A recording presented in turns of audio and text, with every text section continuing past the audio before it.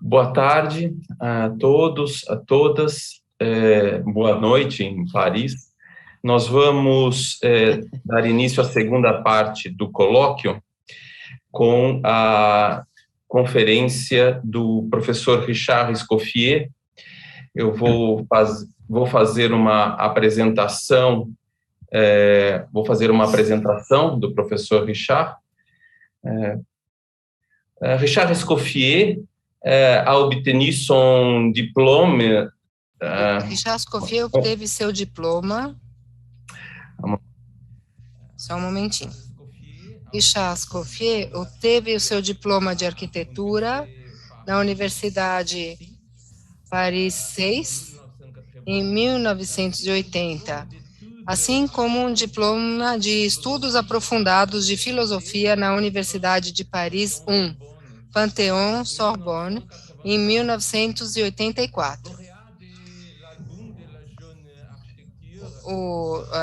O álbum da Jovem Arquitetura em 1900, ele criou no mesmo ano a sua agência para realizar o Centro Musical de Amiens em 2002 e a Maison das Associações do 18e Arrondissement em 2004. Mas ele também é curador e cenógrafo de várias exposições, como A Vida em Iluminação, na Escola de Belas Artes de Atenas, em 2002.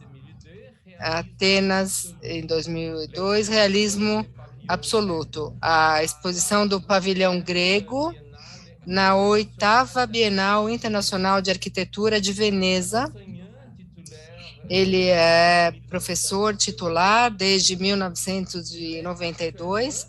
Ele é atualmente professor de teoria e de projetos na Escola de Arquitetura de Paris, Val de Seine, onde ele desenvolve intercâmbios com várias universidades estrangeiras, como a Faculdade de Arquitetura e Urbanismo do Rio de Janeiro, ou o Laboratório de Kembukuma, na Universidade de Tóquio. Ele dá, assim, a cada primavera, cursos magistrais online no pavilhão do Arsenal, em parceria com a France Culture, no âmbito da Universidade Popular, que ele fundou em 2011. Ele colabora regularmente com as revistas Archiscopie e DA, onde ele publica entrevistas com arquitetos internacionais que falam sobre seu percurso. Jacques Herzog, Herzog Piano, Paulo Mendes da Rocha, Hermann Herzberger, Tadao Ando, Álvaro Siza, e ele participa também de encontros críticos de debate sobre a atualidade arquitetônica, organizada por Francis Helbert na Cité da Architecture e do Patrimônio, da Arquitetura e do Patrimônio. Ele é autor de catálogo da exposição de Question de Pose-Impact no Centre Pompidou, em 1996. E As Cidades da Potência, nas edições Jean-Michel Blas, em 2000. E Os 4 Conceitos Fundamentais da Arquitetura Contemporânea, em 2011, edições Norma. O senhor tem a palavra, professor Escoffier? Igor. Muito obrigado, Igor. Eu peço desculpas de ter dado um CV tão longo, mas é preciso lembrar que eu sou arquiteto e crítico de arquitetura e educador, professor, e agradeço calorosamente por ter me convidado para esse colóquio, porque é um exercício que eu não tenho hábito frequentemente de fazer. Então, é uma honra muito grande para mim poder apresentar a minha intervenção neste colóquio com você e com a Cris. E antes de começar, eu gostaria de dizer que eu fiquei muito impressionado pelas duas intervenções. A sua, professor Igor, eu apreciei muito esta ideia de quase espaço que podem se tornar lugares. E essa ideia de potencialidade que é totalmente necessária para que um espaço qualquer possa chegar ao status de lugar. As suas duas intervenções entraram em correspondência, e eu apreciei muito isso. E vimos conceitos extremamente importantes para compreender a nossa contemporaneidade, especialmente a de coabitação. Eu misturo um pouco as noções, os conceitos que vocês expuseram. O meu projeto foi um pouco diferente, mas eu vou tentar, de qualquer forma, ele vai estar ligado naturalmente às suas duas intervenções. O meu projeto é um projeto que eu pensei em fazer antes mesmo de ser convidado. Achei que era uma boa oportunidade para começar a pensar.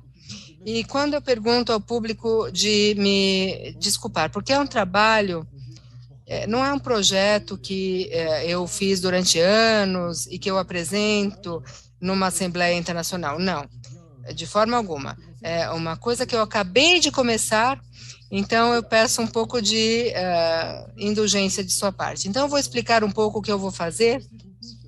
Eu aprecio muito esse autor, Michel Haigon, é um historiador e alguém excepcional.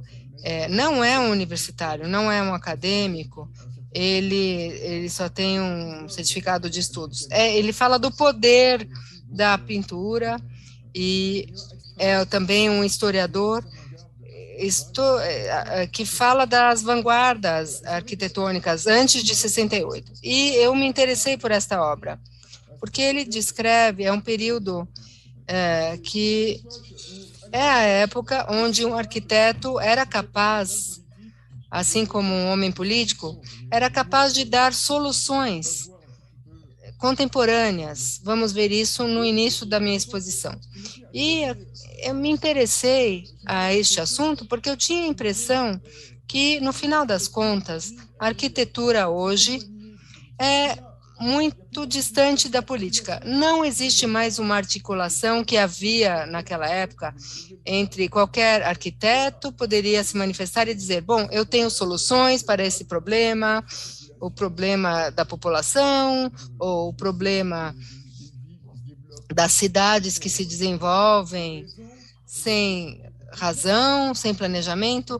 Mas hoje, justamente, o que é interessante é que talvez voltamos, por isso que eu apreciei muito o discurso da Cris, é porque hoje voltamos, de fato, a uma articulação do político e da arquitetura, da política e da arquitetura. Então, vou tentar compartilhar a minha tela.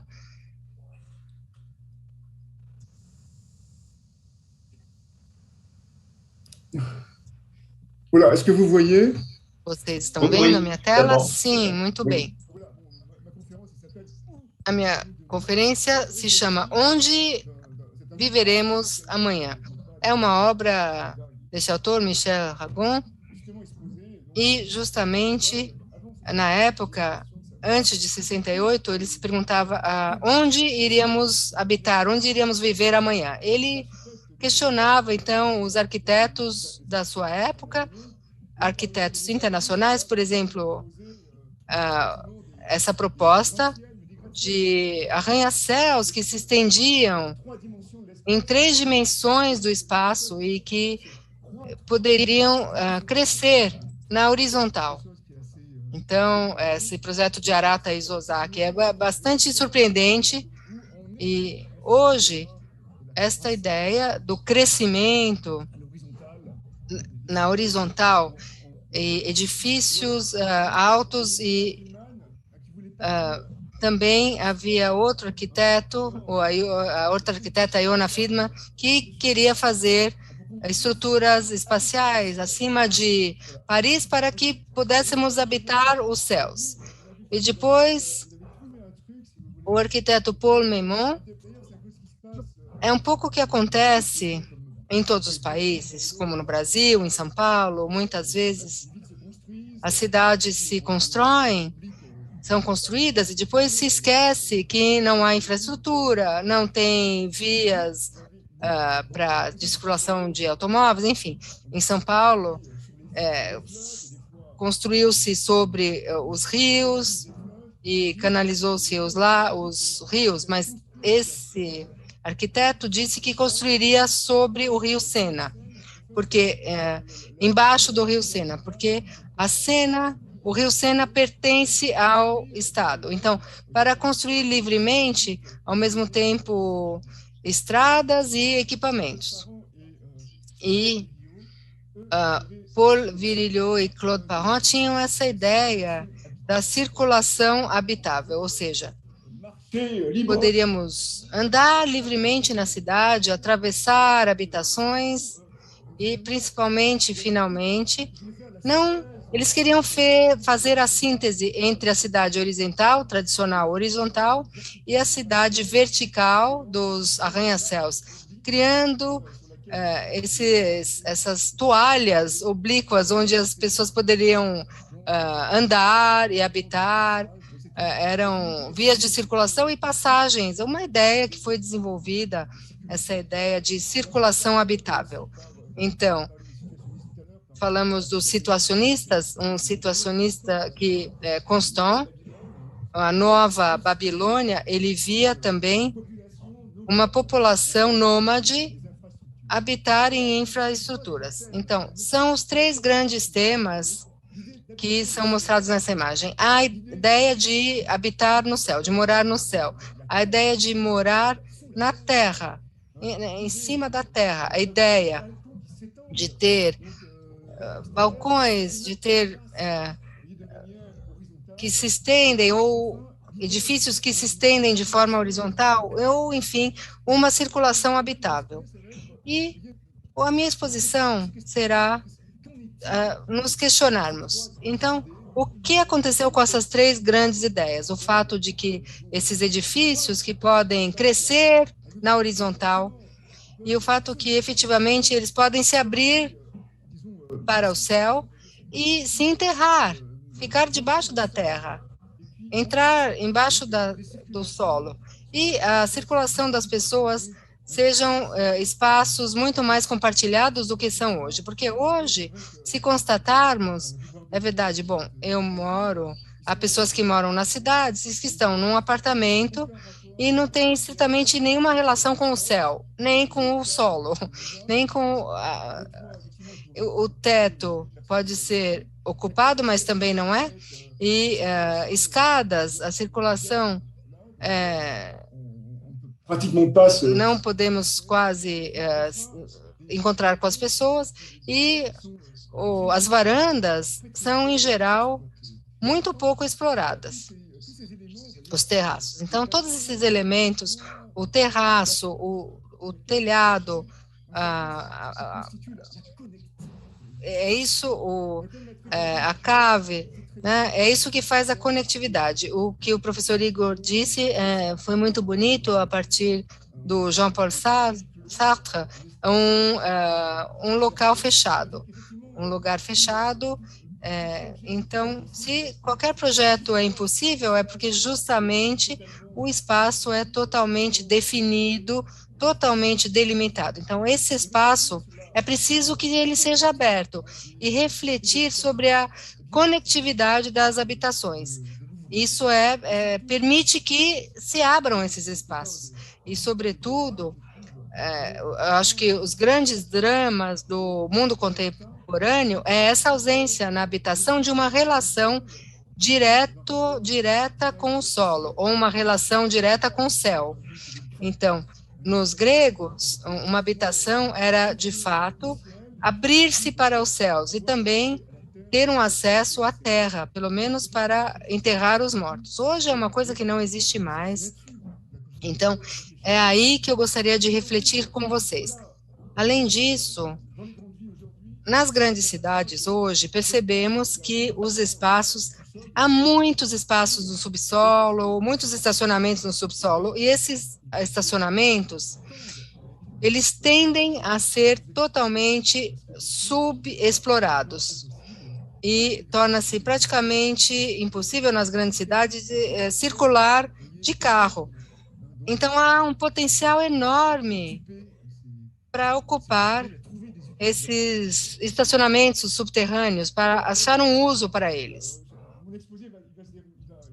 A minha exposição vai se decompor em 4 tempos. O primeiro é, nós vivemos em extensões, em fachadas, em terraços, e essa é uma imagem dos anos 60, 70, um projeto de um arquiteto utopista, na tendência do Paul Verriot. Ele tinha proposto cápsulas, onde as pessoas poderiam sair da fachada do seu prédio, do seu apartamento. Então, são espaços como se fosse uma hérnia que sai para fora da carapaça muscular e que vão para o exterior, vão para fora. Ele tinha previsto, portanto, esse tipo de extensão. E é uma coisa também que podemos encontrar também hoje, por exemplo, aqui é um projeto utópico de Sébastien Rinquer, um arquiteto francês, que é de ocupar de forma desigual essa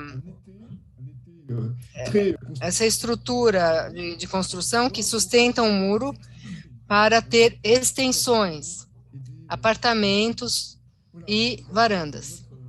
Ele fez um outro projeto, ele fez um cocum, como que é uma cápsula, né, que lembra o do arquiteto que vimos. Esse aqui está em madeira, uma madeira prensada, e é como um cocum, como é onde você pode sair da sua caixa de tijolo para ir para fora nesse cocum, e nessa cápsula. Esse é um projeto de Edouard François. Esse é um projeto que está em Montpellier, e a ideia dele é ter essas extensões, os apartamentos para moradia.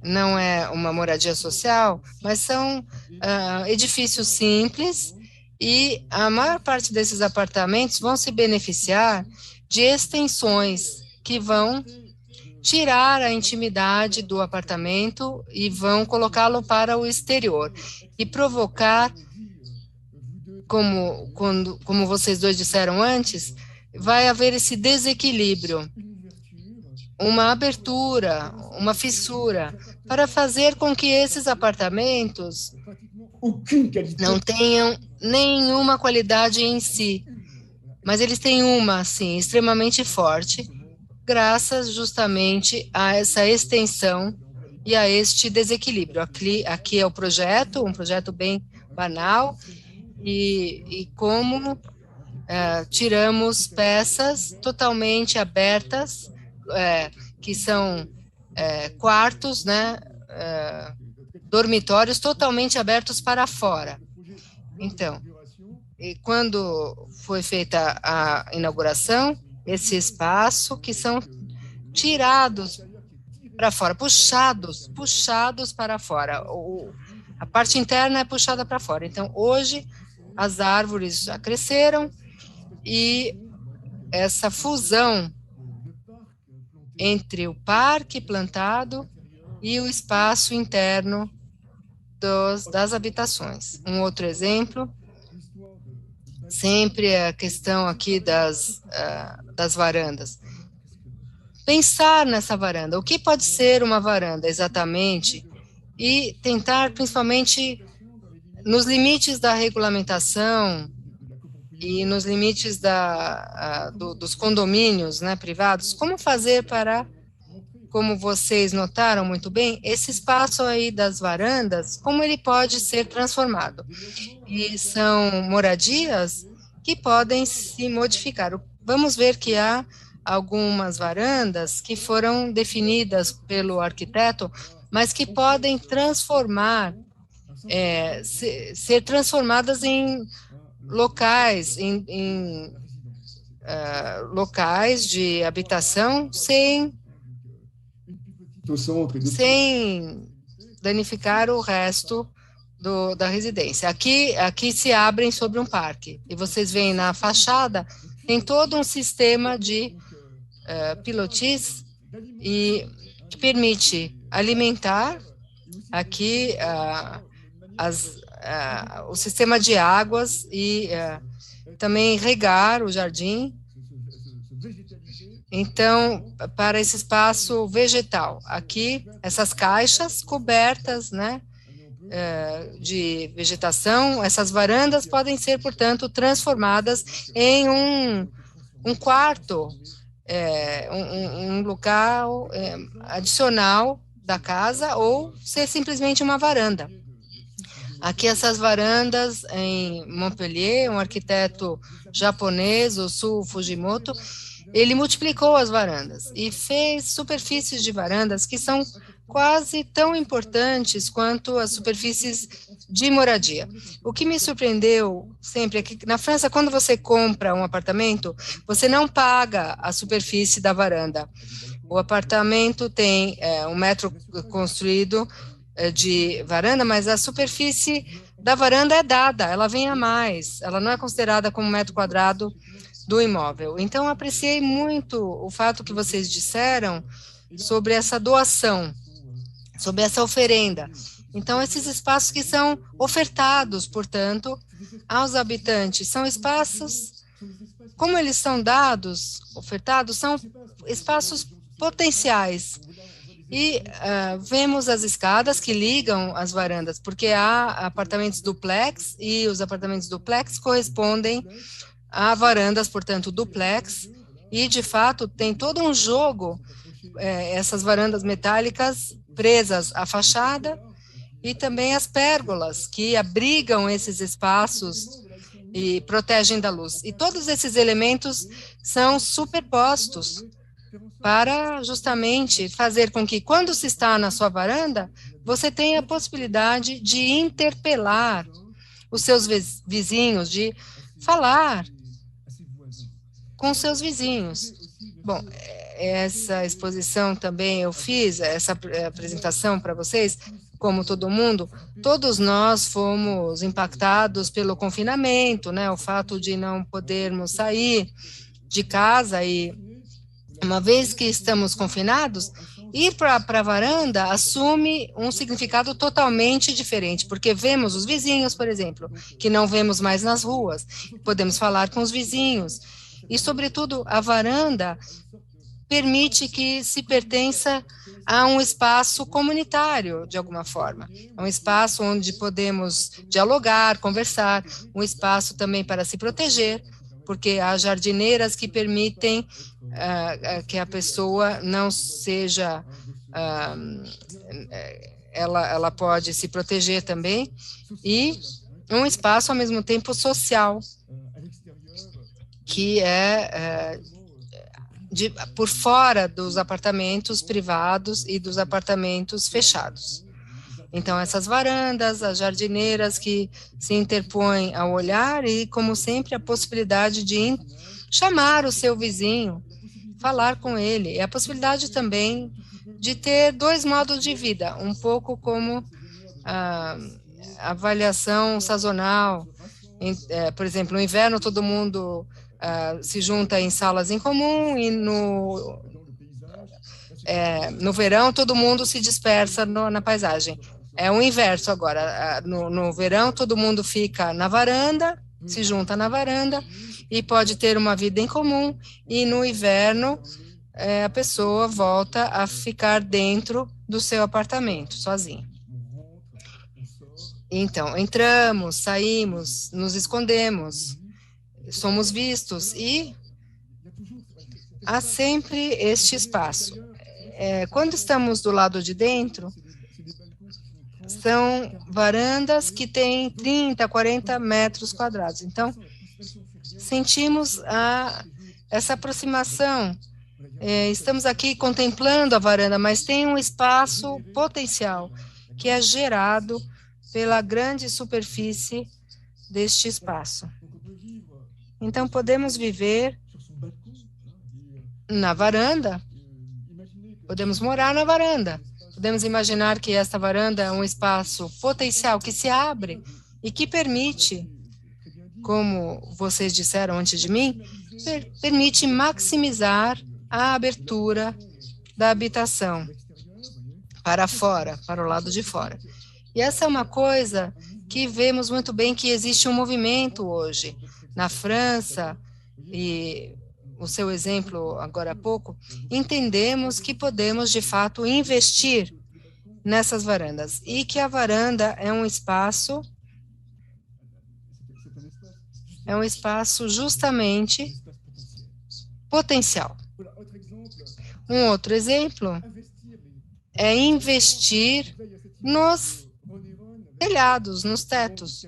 Essa aqui é Ron Heron, são cápsulas, caravanas, né, trailers que se colocam em cima de uma infraestrutura e algo muito contemporâneo, de 2005, ainda o Sébastien Rinkel, que tinha proposto e que construiu, de fato, uma instalação em cima de um telhado, uma instalação extremamente leve, feita de estruturas metálicas muito leves, e aqui um teto de policarbonato, aqui uma telha de policarbonato.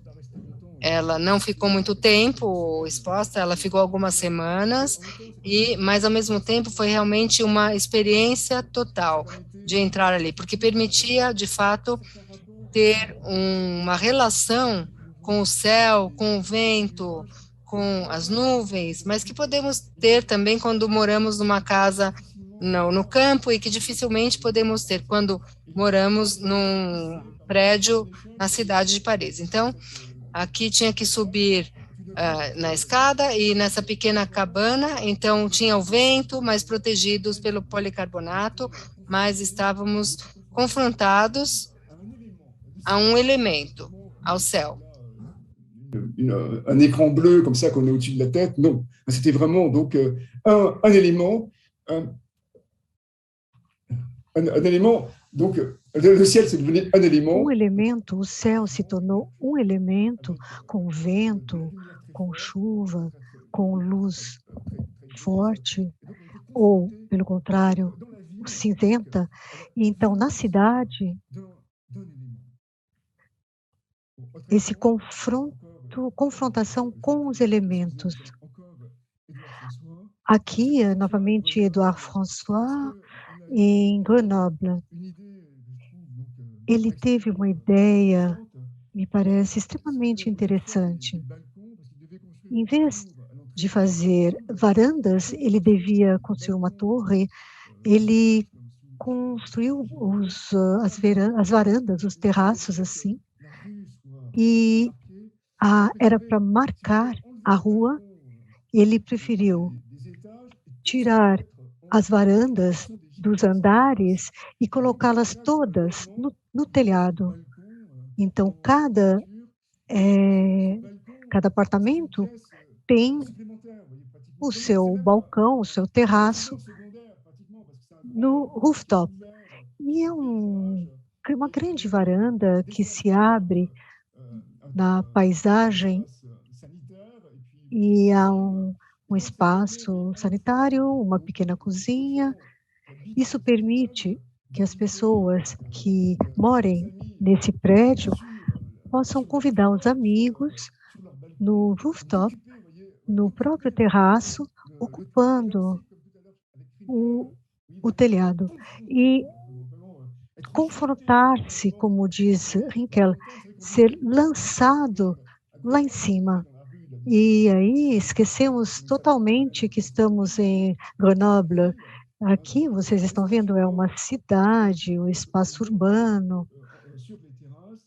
Então é possível subir e nos terraços e aí temos a vista de um grande conjunto de montanhas.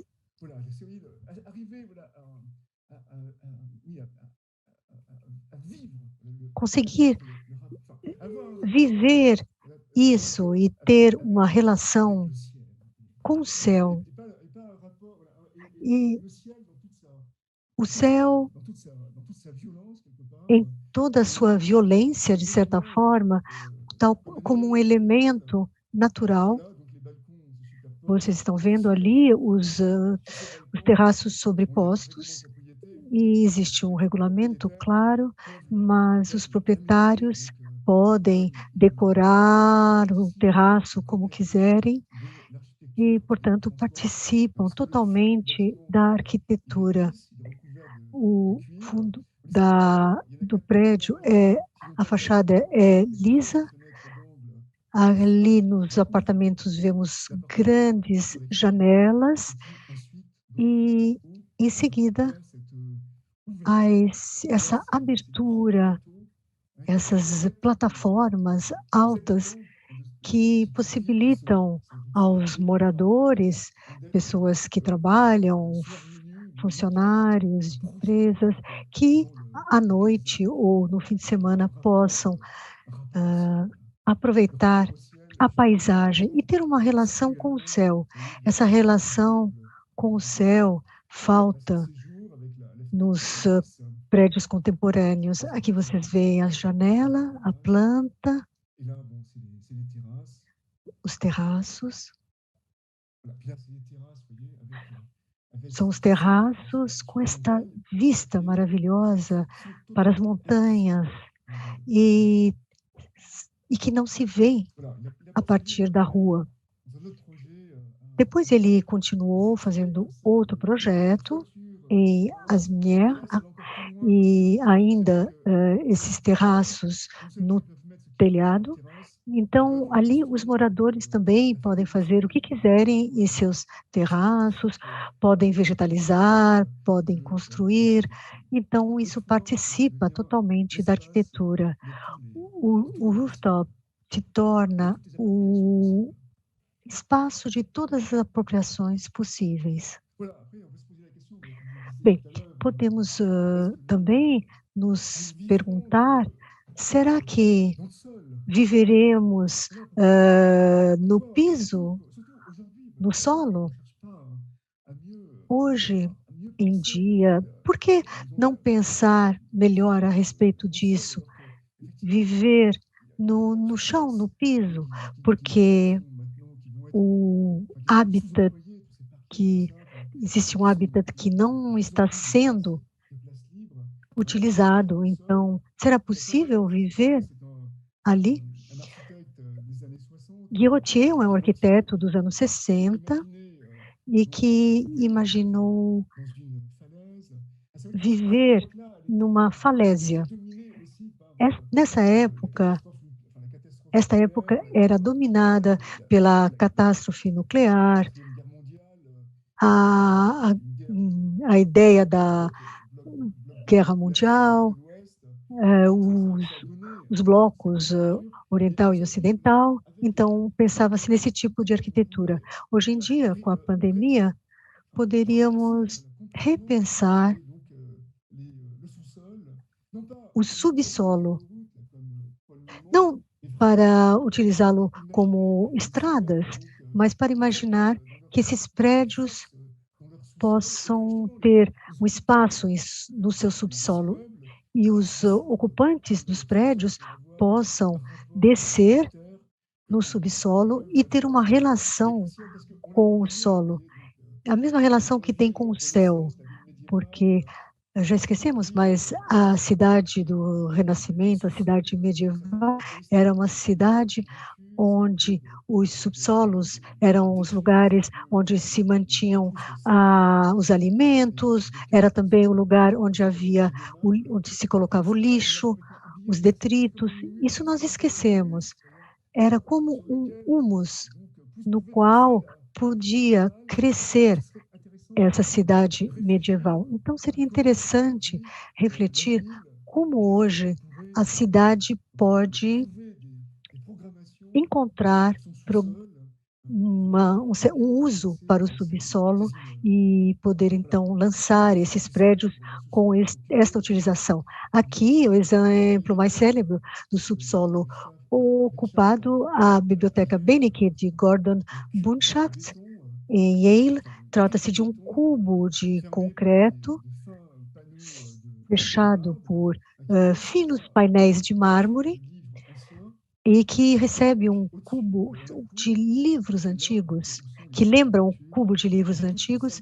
Aqui, o espaço externo e todas as salas de leitura se encontram no subsolo, totalmente isoladas do barulho. A massa dos livros é visível, se encontram totalmente enquadradas, e as obras antigas são apresentadas como se fossem relíquias. E é claro que precisamos de calma para ler, então existe esse uso. Aqui, o pátio, a sala, com esses blocos de mármore, que são translúcidos. E isso dá uma atmosfera particular. E poderia também falar da Biblioteca de Perrault, que também retoma esse princípio. As salas são subterrâneas, estão no subsolo. E retomando uma outra edificação de Dominique Perrault, hoje em dia ele é o arquiteto que mais se interessa pelo subsolo. Todos os seus projetos têm uma relação com o solo. Ele tenta reativar o solo, utilizá-lo e aproveitar todos os significados que podemos retirar do solo. Essa Cité de la Culture de Galice ainda não foi concluída, e o que eu acho interessante é aqui um simples prisma de vidro que sai do solo, e ali, nesse prisma, os espelhos são refletidos. E então, aqui deveria remeter à luz, mas o projeto não foi realizado. Esses espelhos, a ideia é que eles reenviassem a luz nas salas. Tudo isso para utilizar cada vez menos a paisagem, não esconder a paisagem, usar ao máximo a edificação e proteger também todos os equipamentos desta Cité de la Culture de Galice, centro cultural. E aqui trata-se de uma casa de Fred Mateus Aires, é uma casa que está soterrada. Não há janelas, vocês estão vendo, há 4 pátios, e cada pátio ilumina um quarto. Os quartos são subterrâneos, apenas uma pequena parte aparece. Aqui podemos ver o pátio que dá para o quarto, e essa parte que emerge é reservada para a recepção.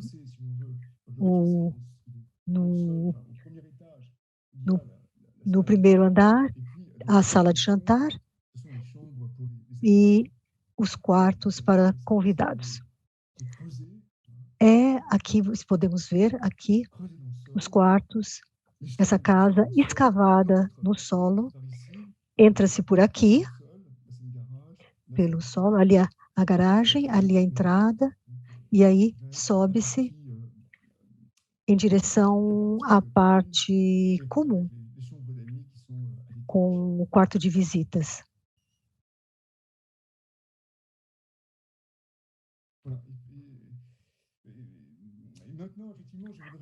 Agora eu gostaria de abordar a questão da circulação vertical, tal como Paul Verriot e Claude Parent fizeram. Hoje em dia, as varandas muitas vezes são lugares que são abandonados, onde se deixa a geladeirinha que não funciona, e o subsolo é o lugar, é o porão, onde nunca se vai, e outros lugares que são os vãos das escadas que não são utilizados.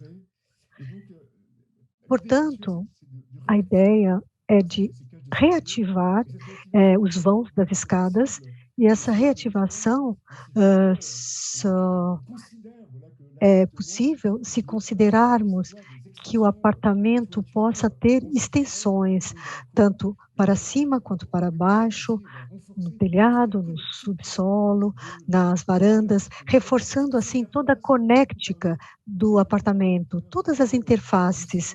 Vocês falaram muito a respeito de interface, limiar, soleira. De fato, nós habitamos no solo, portanto, nós moramos no limite. Então, a ideia é de ampliar esse uso. Aqui trata-se de uma edificação bastante recente de Dominique Perrault. É uma faculdade em Lausanne. São blocos funcionais. Aqui no campus, há uma ponte que faz a conexão entre o campus e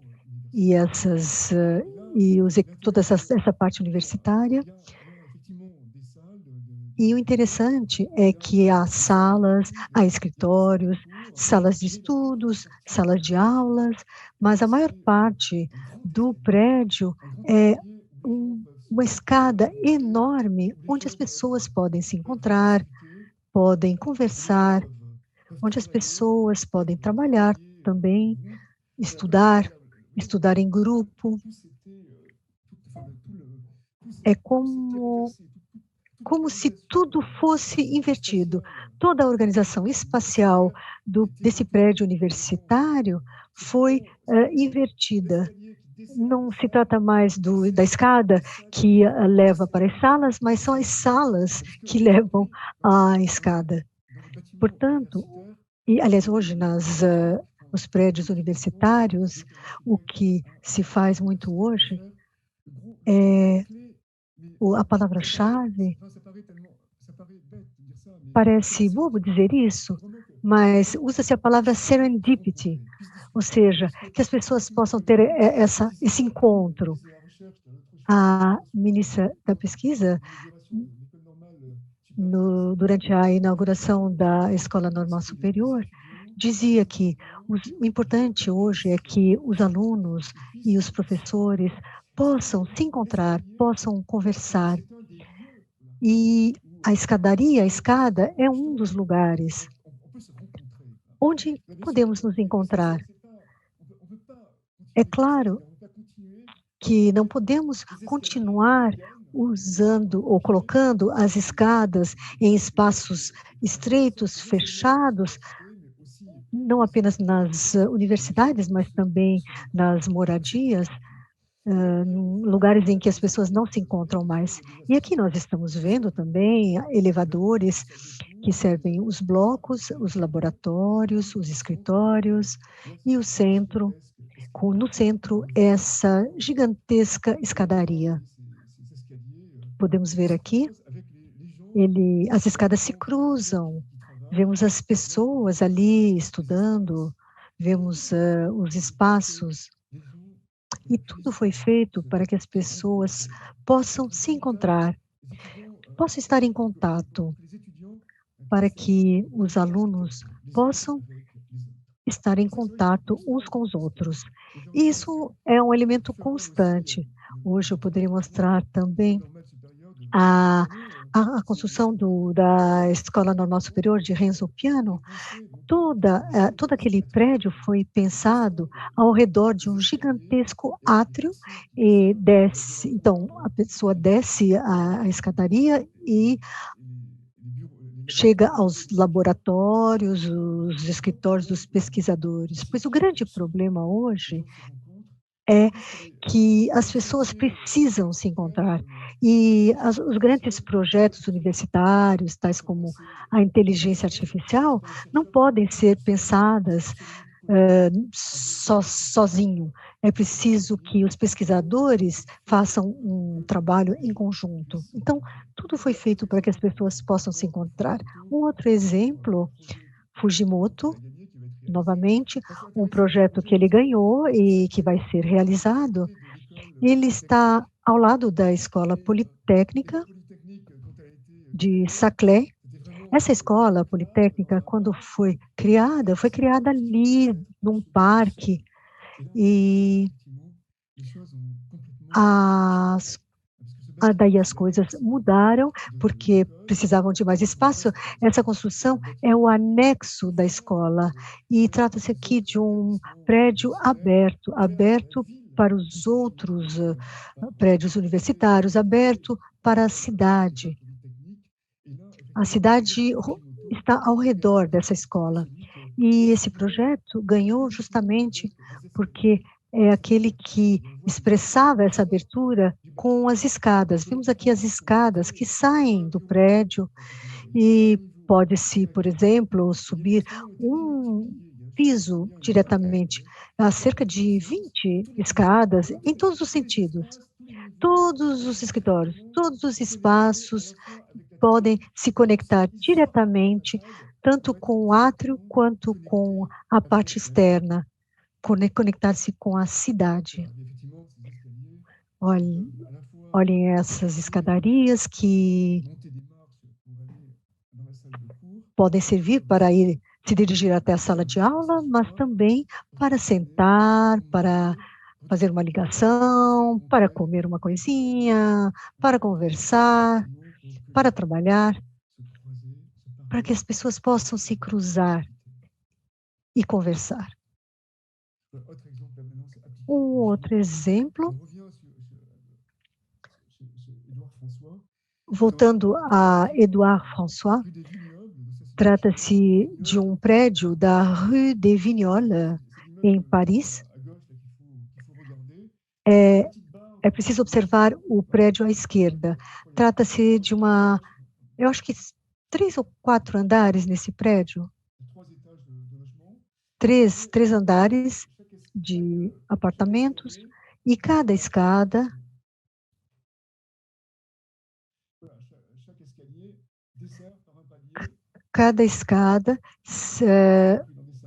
leva a um apartamento.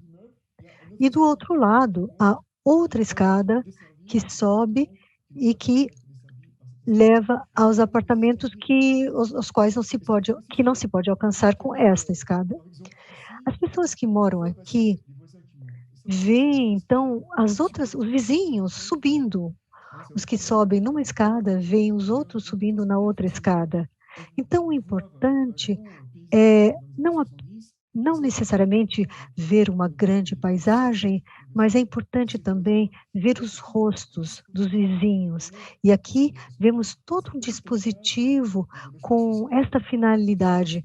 Trata-se de um habitat social, uma habitação social, e este pequeno enclave é um bom exemplo disso, da conectividade. Vemos aqui o sistema das escadas que levam para um grupo de apartamentos. Os apartamentos são reversíveis, ou seja, são moduláveis. 3 peças, cozinha, sala, quarto, e depois isso se inverte.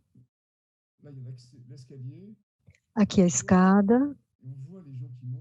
Vimos as pessoas subindo. Aqui a cozinha, a sala e os quartos no fundo, e é possível ver as pessoas que estão descendo pela escada do lado oposto. Aqui toda a parte de plantas, vegetalização. E para concluir, Os meus alunos de primeiro ano estão trabalhando nesse tema, onde viveremos amanhã. E farão trabalho a respeito de uma cidade, um bairro vertical. Aqui trata-se de uma aluna que fez esse projeto, uma habitação coletiva ao redor de um vão da escada. Esses vãos das escadas são utilizados. Os apartamentos são quase que inteiramente terraços. E no subsolo, todas as salas coletivas, e no telhado também há um espaço para a meditação. Eu vou passar o filme. Aqui, poder se ancorar no solo lembra as habitações medievais. Portanto, o subsolo não é um lugar para dejetos ou estocar materiais. São moradias que são praticamente terraços que podem se abrir e se fechar totalmente, e depois móveis de banheiro, de cozinha, é tudo colocado no piso, é tudo muito simples. E a escada totalmente aberta. Bom, aqui está subdimensionado, trata-se de uma aluna de primeiro ano, que tentou justamente expressar a ideia dela sem entrar nos detalhes. O apartamento, o terraço.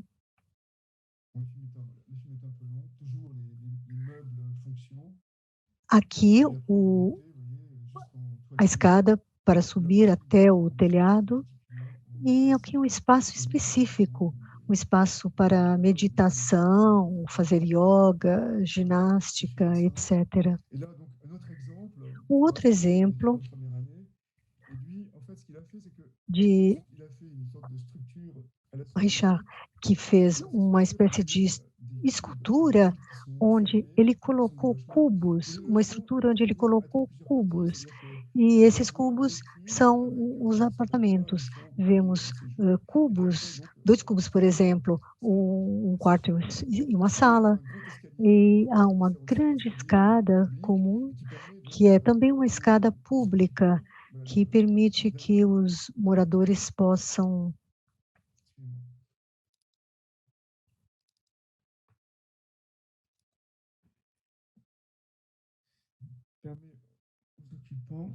retomando, então,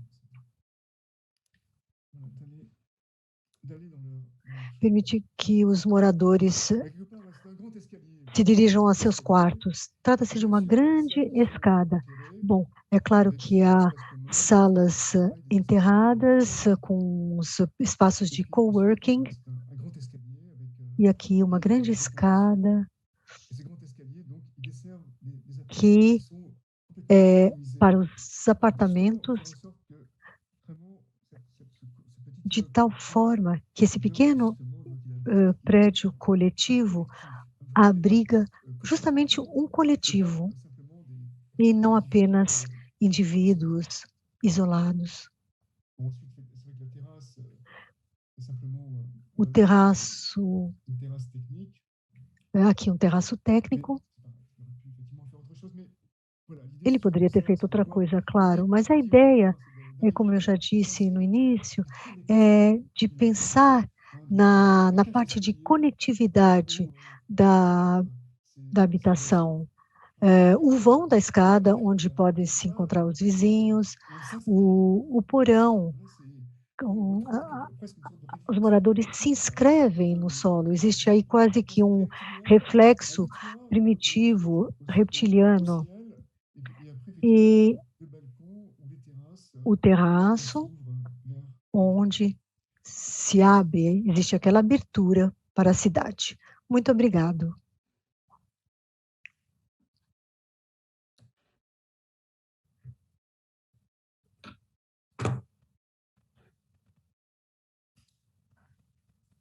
Richard, merci. Votre exposition. Obrigado, Richard, pela sua apresentação.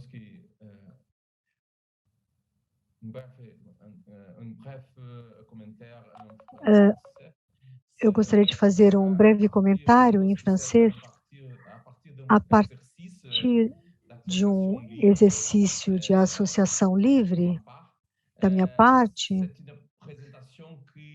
Trata-se de uma apresentação que também aborda, entre outras questões, a noção de suplemento. Não sei se estou certo com essa ideia, mas é a ideia de um apêndice. Há lugares... Absolument. Tout ça, effectivement, c'est des suppléments. Sim, são suplementos, de fato. E, retomando o texto de Derrida, é que colocar em questão a unidade, ou seja, a unidade não deve se constituir como unidade. Existe uma varanda, então, normalmente é constituído como uma unidade fechada, uma integridade fechada, mas a partir do momento em que há um terraço, uma escada, um telhado onde é possível ir, tudo isso se inscreve na lógica do suplemento, que vem, então, romper todas essas unidades. Concordo totalmente com a sua visão.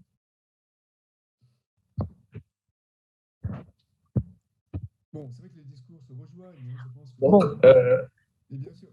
é programmé. Quoi? Perdão? Não. Por favor, pode continuar. Est-ce que nous pouvons faire une petite pause Podemos, então, talvez ter um pequeno intervalo? de 10 minutes e 10 après minutos? nous pouvons faire la séance de clôture ou non? Em seguida, faremos a sessão de perguntas e respostas. É necessário fazer uma pausa ou podemos já partir para o debate? Eu gostaria de iniciar o debate, as perguntas e respostas, se for possível. D'accord. Certo.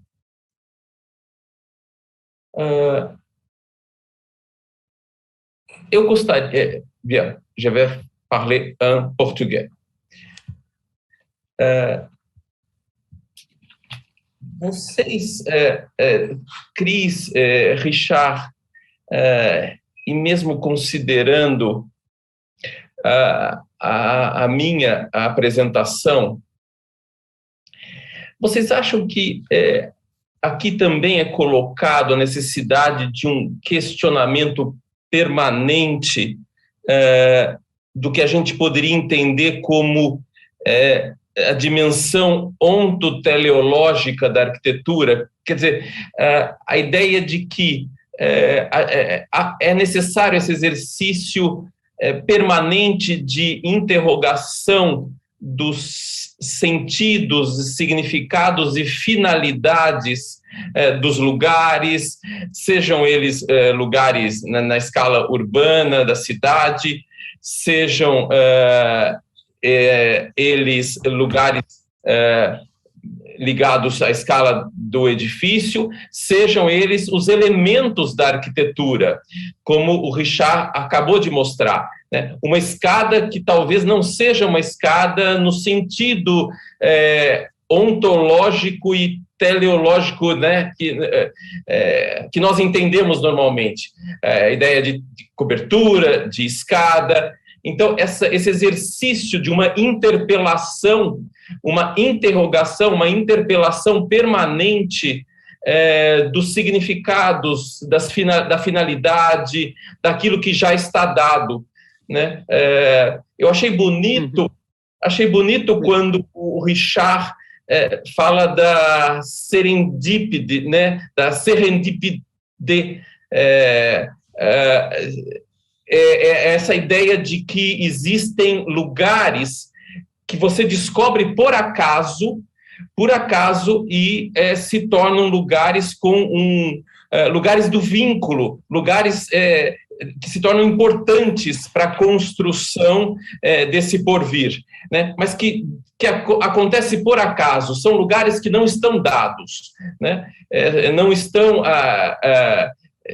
há necessidade também dessa descoberta.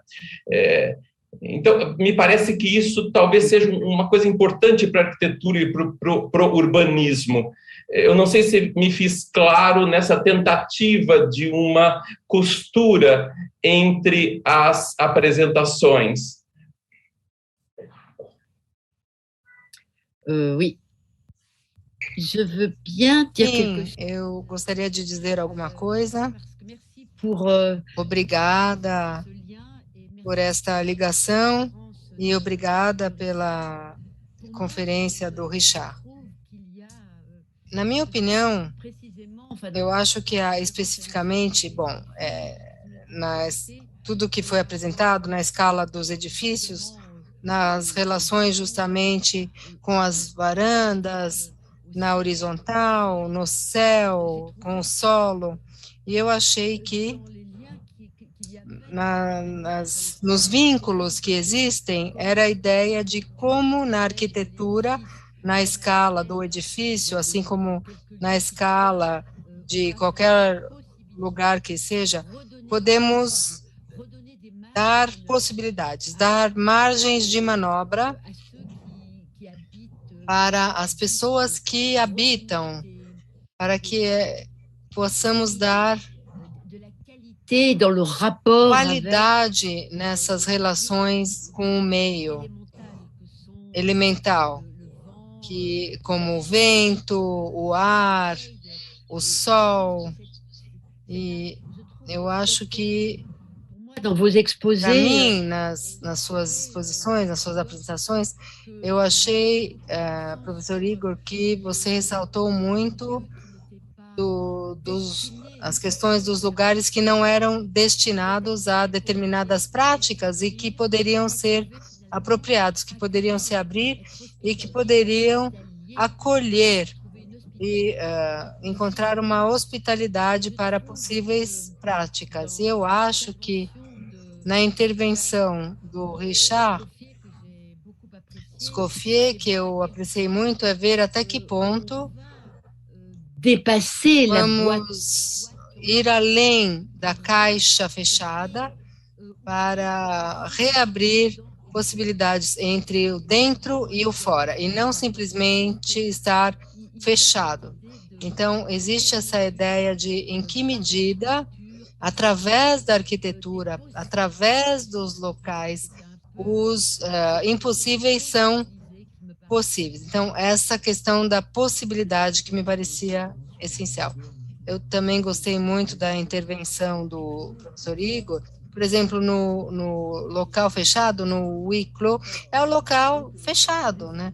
Então, esse local fechado, é preciso abri-lo e questioná-lo, talvez utilizando esse suplemento e acrescentando outros espaços e desenvolvendo a conexão desses edifícios para colocar ao mesmo tempo, fazer com que as pessoas que morem ali sejam mais diretamente associadas.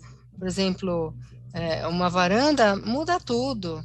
A partir do momento que acontece alguma coisa, as pessoas participam. Então, temos essa sensação vertiginosa de estarmos em conexão com o evento que vai acontecer, muito mais do que se estamos fechados dentro de um apartamento, por exemplo. Então, encontrar os seus vizinhos é essencial. Saber como vão as pessoas. Por exemplo, no meu prédio, se tem pessoas que morrem, eu nem fico sabendo, é muito difícil. Os espaços são extremamente reduzidos. Então, nos apartamentos, quando pegamos, por exemplo, as escadas para ir numa varanda, há mais chances de encontrarmos os vizinhos. Então, isso é essencial, poder descer as escadas, subir as escadas e ir no porão ou ir no estacionamento onde não tem carros, ou tocar bateria, ou tocar guitarra elétrica no porão, ou fazer reuniões, porque em todas as enquetes que foram feitas depois do Covid, a resposta sempre era: falta espaço, não temos espaço suficiente, não temos os meios, e a pressão imobiliária é muito grande. E, como vocês disseram muito bem, por uma lógica do suplemento, e vai explodir, então, a caixa na qual estamos inseridos. Isso é muito importante. É fazer explodir a caixa. Eu acho que nas suas duas intervenções, que foram completamente diferentes, porque uma são locais que são... os usos vão se apropriar, vão transformar, e são arquitetos que... Eu acho que o elo comum, magnífico, são esses dispositivos de interconexão. São como conseguimos colocar em relação, como os próprios habitantes vão ocupar locais e criar essas partilhas, uma qualidade de vida juntos. E eu acho, Richard, o que você nos apresentou, todo esse trabalho para mostrar, sim, podemos colocar em relação, podemos sair desse local fechado que nos fecha.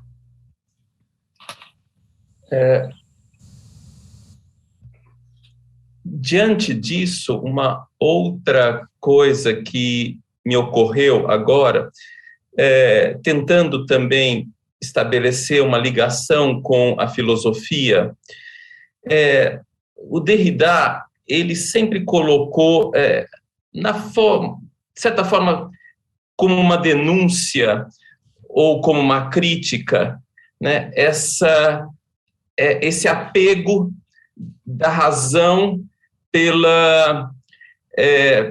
por aquilo que precisa ser sistêmico, e o sistêmico como algo fechado, como algo que forma um sistema, forma um todo, algo que é totalizador e totalizante, né? E ele dizia que nesse exercício da razão, a gente tenta reprimir aquilo que não é sistêmico, né?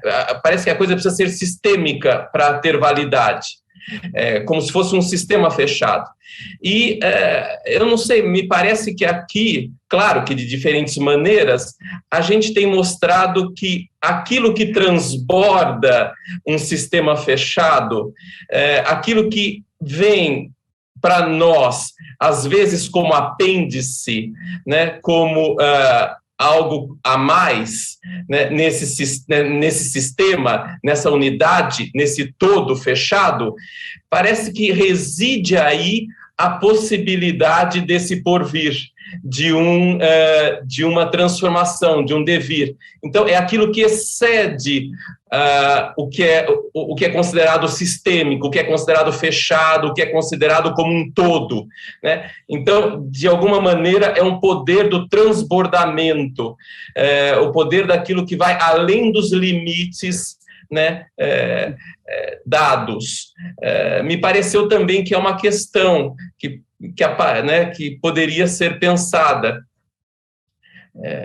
e que vem a partir dessa crítica que o Derrida faz, né, em relação à razão, ao exercício do logos, né, onde há esse recalque, onde a gente reprime aquilo que não tem a visão como se a gente precisasse ter sempre essa visão do todo. Mas o que é o todo, né? O que é essa unidade, o que é esse algo total, ou onde a gente almeja essa totalização, né?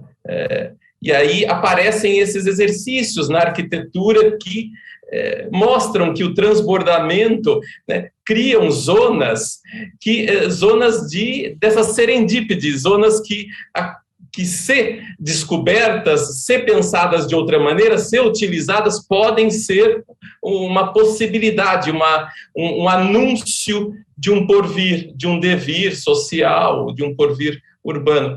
Não sei se também eu me fiz claro nesse raciocínio.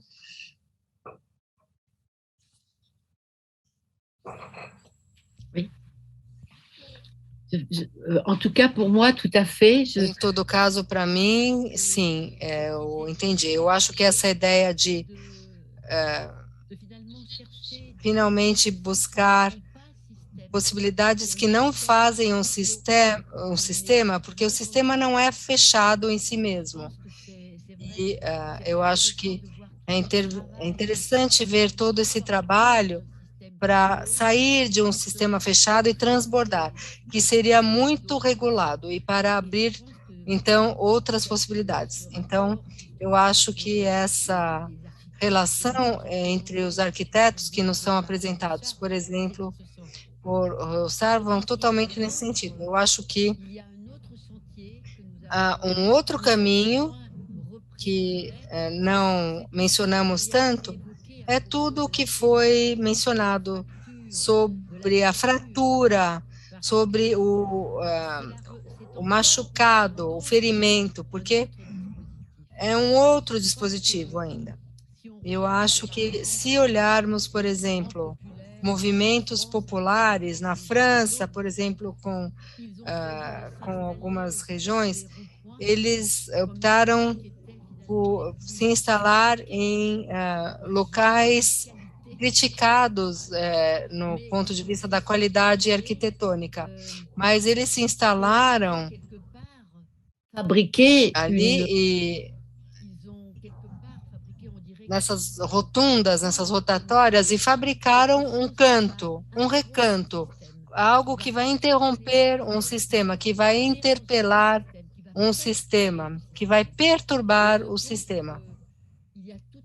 Eu acho que há todo um trabalho a ser feito sobre o que perturba de fato, o que vai, não apenas o que vai possibilitar, mas no que a perturbação vai poder nos ajudar a abrir novos possíveis, novas possibilidades. Eu acho que a dúvida, as lutas também que podem ser feitas aqui em outros lugares, vemos isso em muitos locais. Vemos isso na França, tem muitas zonas a serem defendidas sobre a ocupação das ruas. Vemos emergências surgirem. Eu acho que é extremamente interessante ver como a arquitetura abre o seu sistema através de dispositivos, de interface entre o dentro e o fora. Mas eu acho que é muito interessante também prestarmos atenção a todas as emergências, tudo que surge a partir das práticas, que vem das ruas, que vem dessas rotundas, e de todos os dispositivos de novas formas de comunidades, e que buscam novas formas de viver junto, de conviver.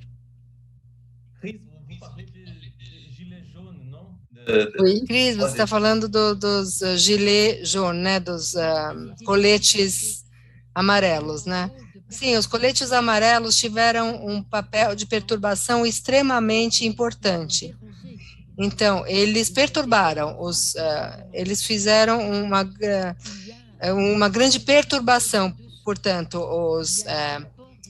tem as contribuições dos arquitetos, que, de certa forma, exploram novas possibilidades, como, por exemplo, o que vimos com o que o Richard Escoffier apresentou, mas eu acho que também existe atualmente.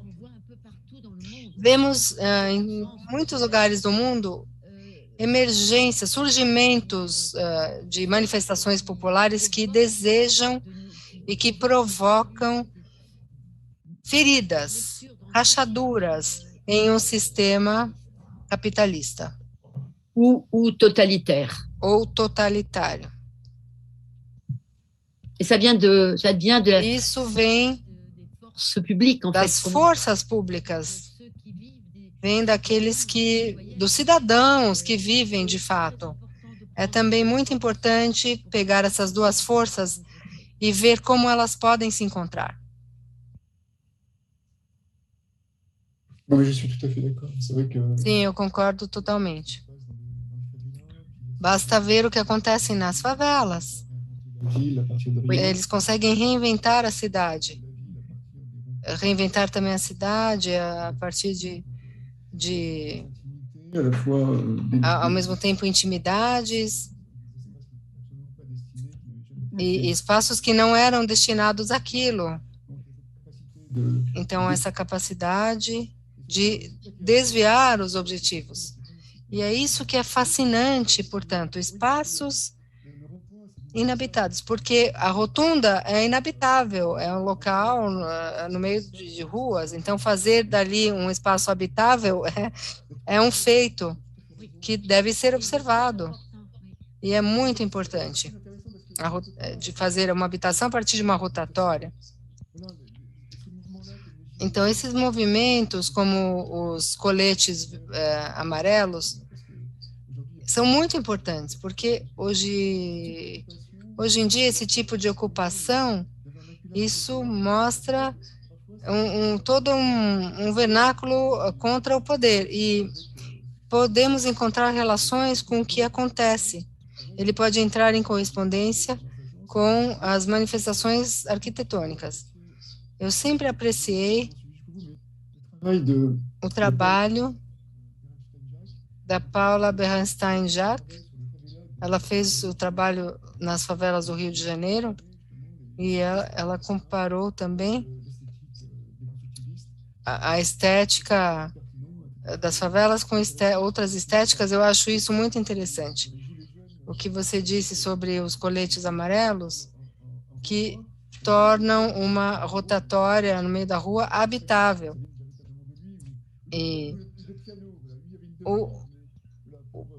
um pedido, por exemplo,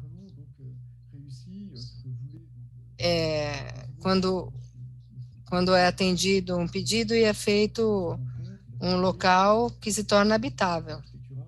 Encontrar um dispositivo arquitetônico para fazer com que pessoas que estavam antes todas isoladas umas das outras, e havia uma cultura de isolamento, então tem que romper com essa cultura. E hoje torna-se essencial nas universidades, para que todo mundo contribua com todo mundo e que as disciplinas encontrem transversalidades. É evidente que hoje um indivíduo não pode ter a totalidade do saber, como era no Renascimento. É preciso compartilhar esse conhecimento. As pessoas precisam trocar ideias.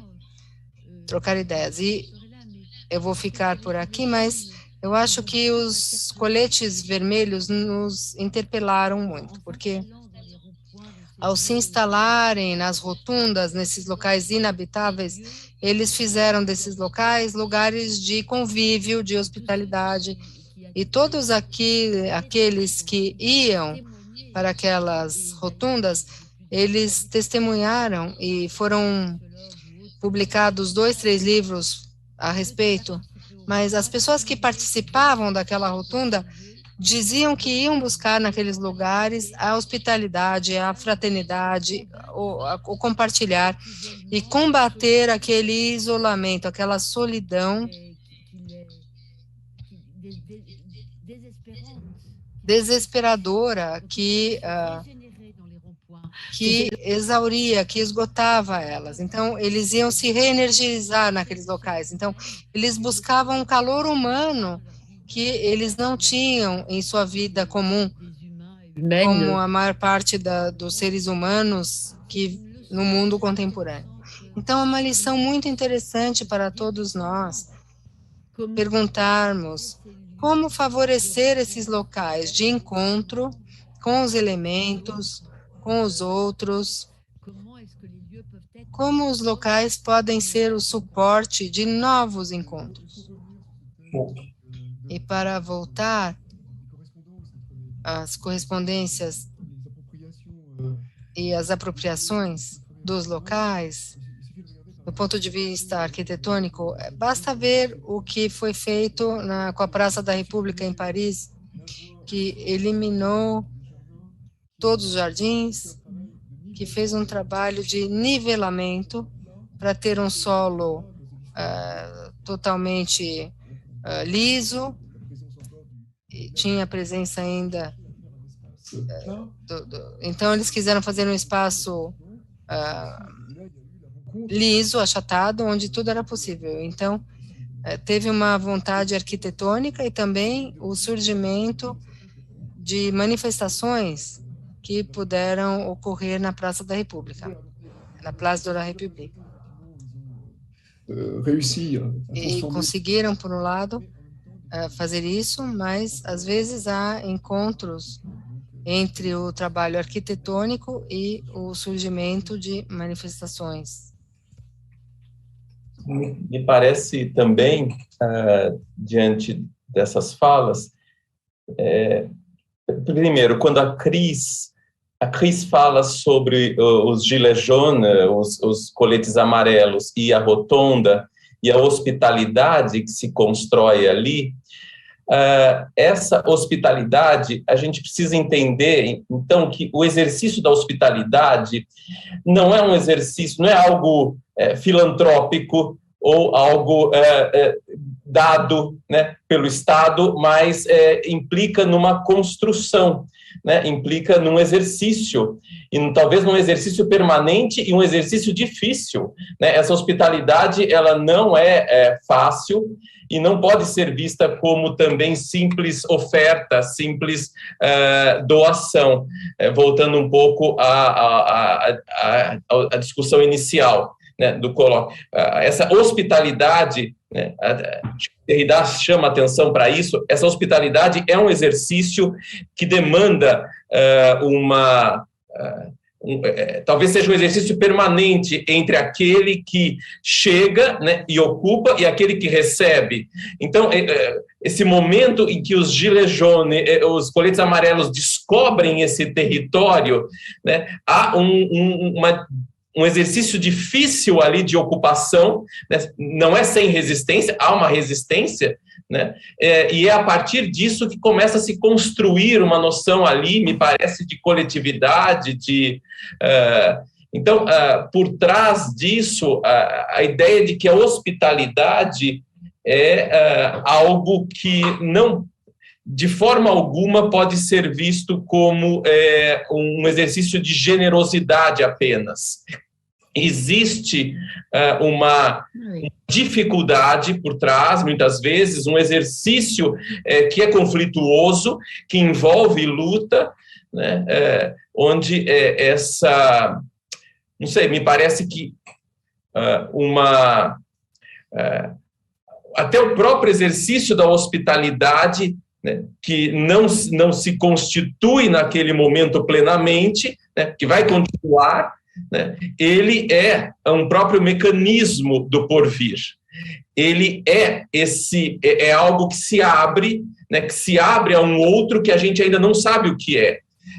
A gente ainda não tem, e não precisa saber, mas é importante que haja essa abertura, né, que haja essa abertura a uma outra coisa, né? Talvez esses lugares desconhecidos sobre os quais nós estamos falando, pouco conhecidos ou lugares não dados, seja na cidade, na arquitetura, essa zona não conhecida, essa zona de desconhecimento e de estranhamento, talvez ela seja, sim, uma zona importante para esse futuro, para esse porvir.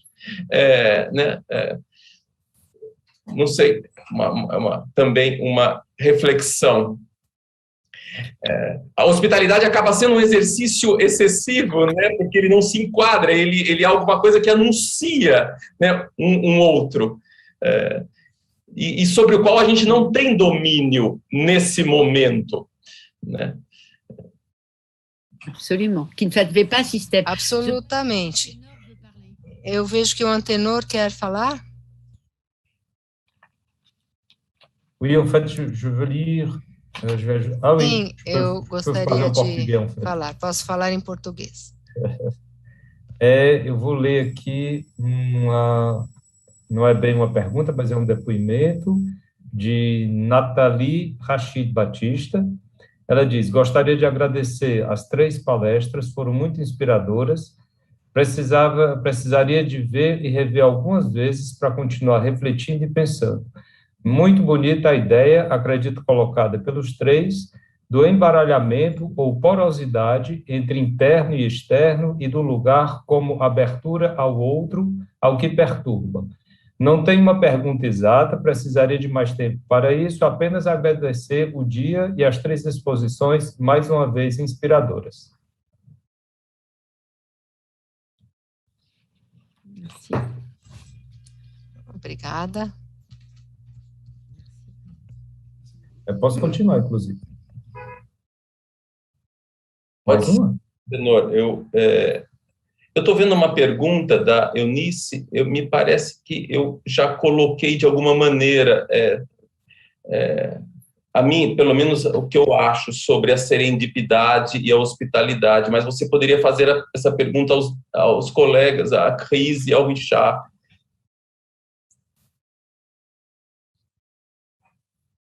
Então, vamos lá. Serendipidade, hospitalidade, a urbanidade são possíveis na metrópole que sofre a violência do grande gesto infraestrutural, da desigualdade e da fragmentação? É uma pergunta.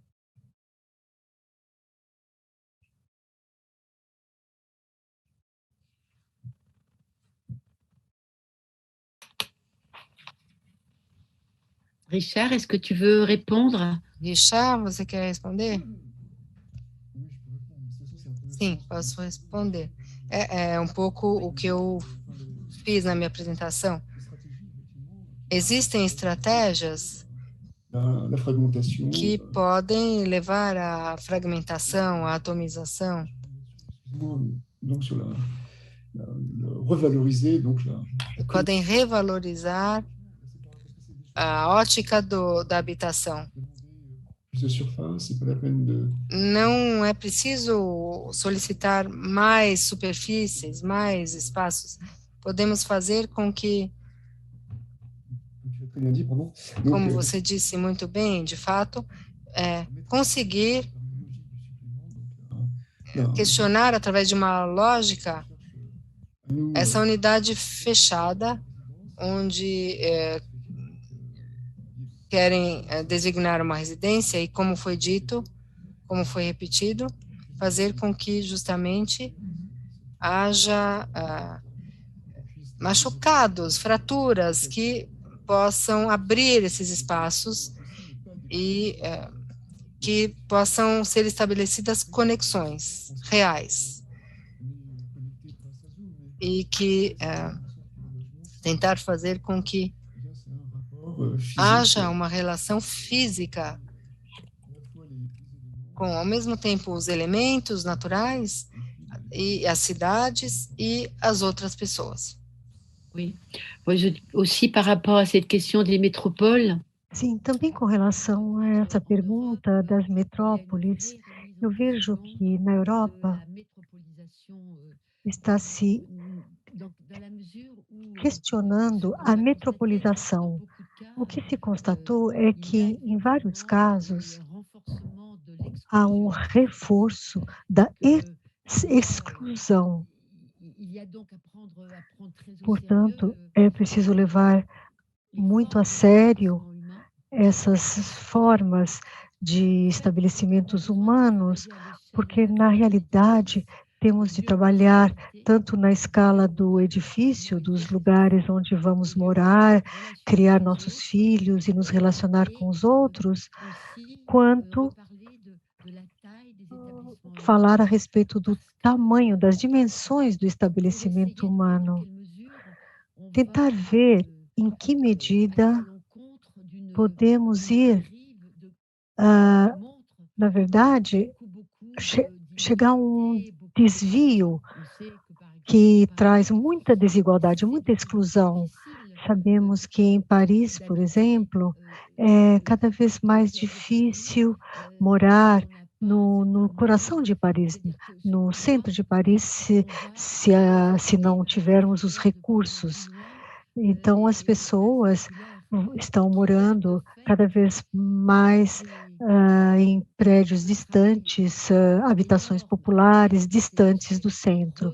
Então, é preciso trabalhar em todas as escalas para requalificar as condições de vida de todos, seja na escala do edifício, do prédio, quanto na escala da metrópole, da grande cidade, ou cidades de tamanho médio.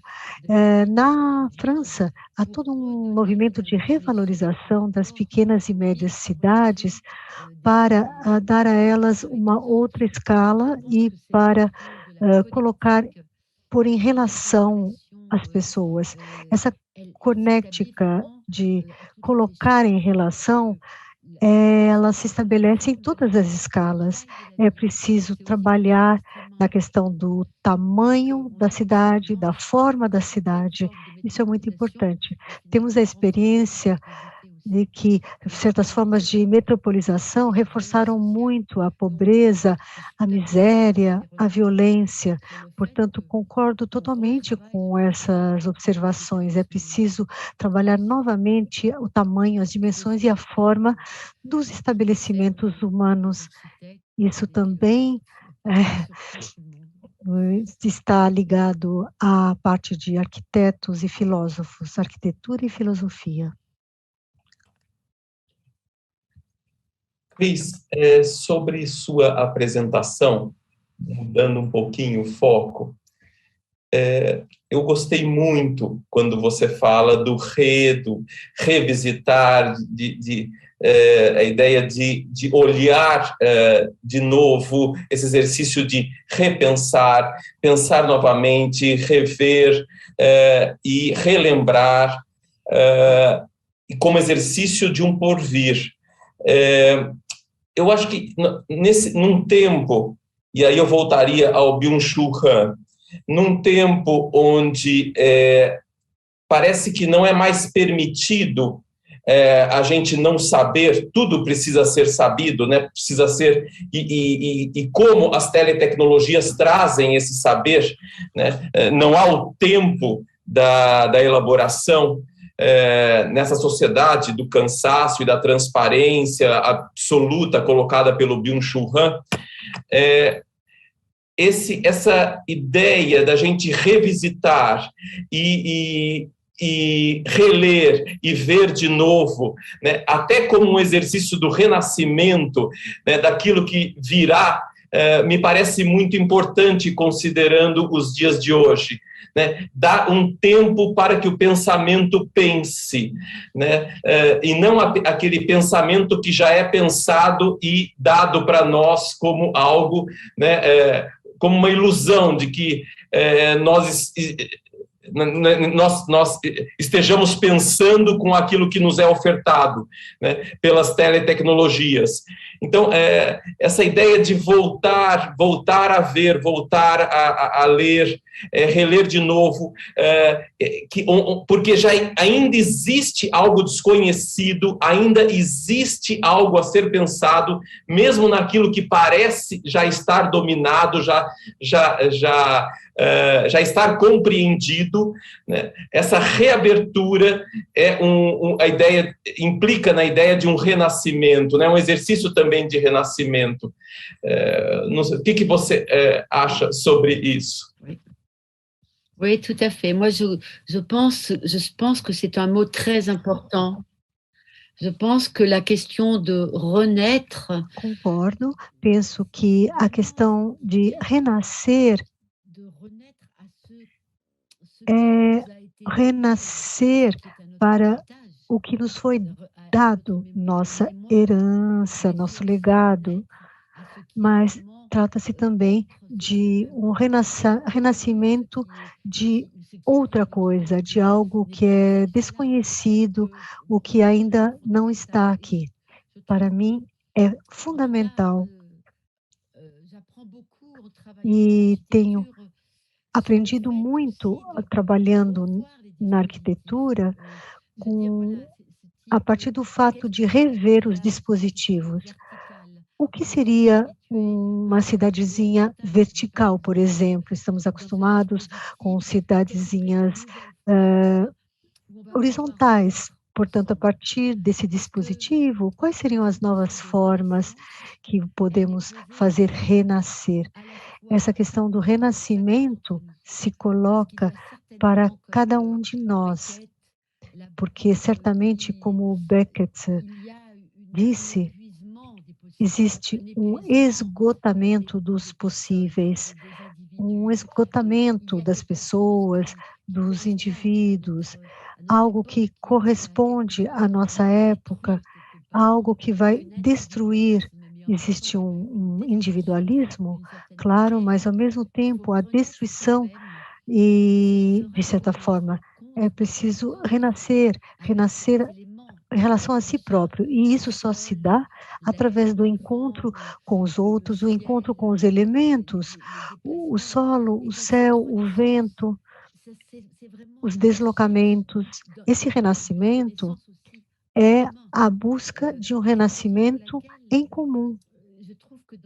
E é por esta razão penso que em nossas 3 apresentações percebe-se bem a preocupação, cada um à sua maneira, de levar em consideração o fato de poder estar juntos, poder compartilhar, poder fazer renascer esse compartilhamento.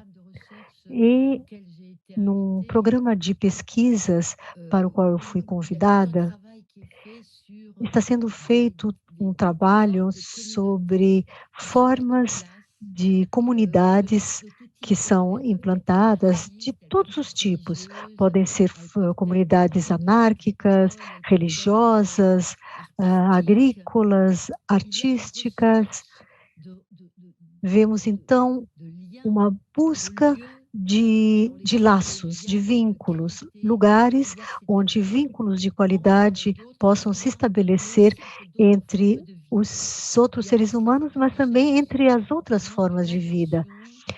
Busca-se, então, dar uma atenção a todas as formas de vida animal, particularmente, mas e não simplesmente a preocupação com relação aos seres humanos. Trata-se de reencontrar um novo mundo que, de certa forma, vai renascer para certas formas em comum que serão possíveis. Portanto, é muito importante. Realmente teremos que reinventar, reabrir, não apagando o que já houve, mas tentando recriar laços comuns através da arquitetura, através da arte, da política, pela amizade, por muitas coisas. Penso que esse novo mundo será um mundo empático e político, claro. Tudo isso está a caminho. A dúvida, os sistemas estão em crise profunda. Portanto, a dúvida se instalou e a perturbação também, o distúrbio também. Ou seja, agir sem estar em sistema, agir também na proximidade.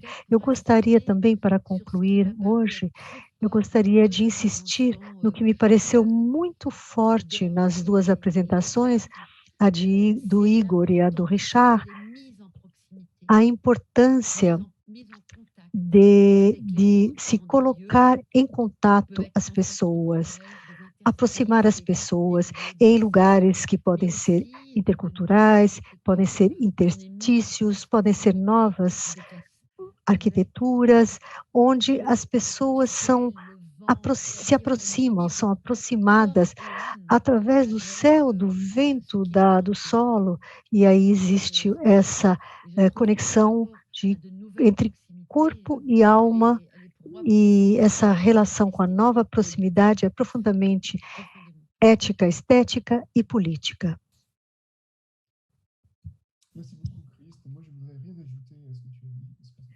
Muito obrigado, Chris. Eu não teria nada a acrescentar ao que você disse.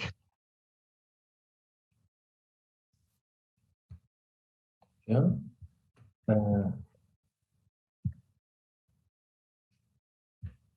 Donc, est-ce qu'il y a d'autres questions ici? Há outras perguntas?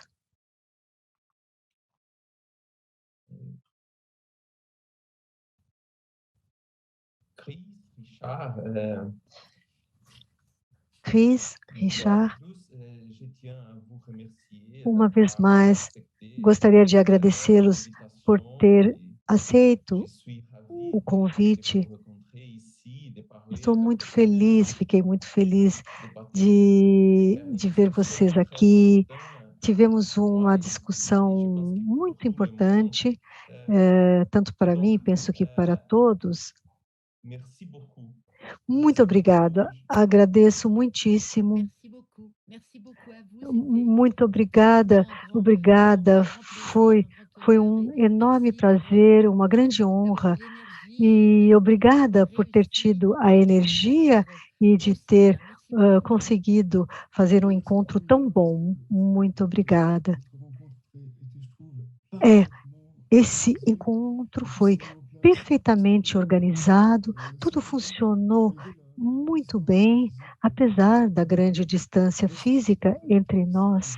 Agradeço também às intérpretes que nos ajudou a compreender perfeitamente o que foi dito pelo Igor, e uma vez mais agradeço, aliás, parabéns pela organização e agradeço pelo convite.